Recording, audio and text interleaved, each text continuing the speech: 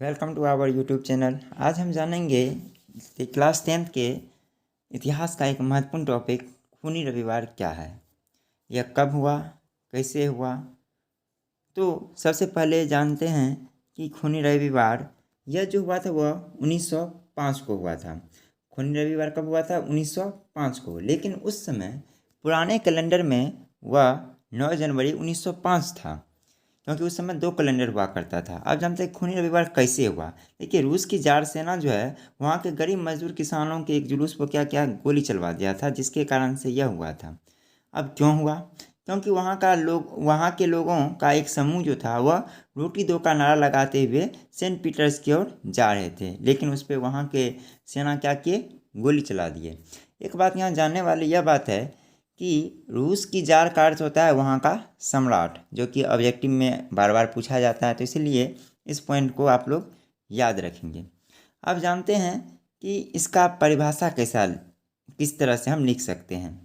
तो खूनी रविवार क्या है? तो सबसे पहले लिखेंगे कि 22 जनवरी 1905 को रूस की जार सेना ने वहाँ के लोगों के एक समूह पर गोली चला दी, जो शांतिपूर्ण तरीके से आंदोलन कर रहे थे, जिसमें हजारों लोगों की जान चली गई थी। क्योंकि वह दिन रविवार था, इसीलिए इसे खूनी रविवार कहा जाता है। तो इसका जो मुख्य कारण था खूनी रविवार होने का, वह था कि जो 1904 ईस्वी में रूस और जापान में युद्ध हुआ था और रूस हार गया था। वहाँ का आर्थिक स्थिति काफ़ी दयनीय हो गई थी। वहाँ के मजदूर, किसान और जनता काफ़ी परेशान थे। इस कारण से यह युद्ध जो है आरंभ हुआ।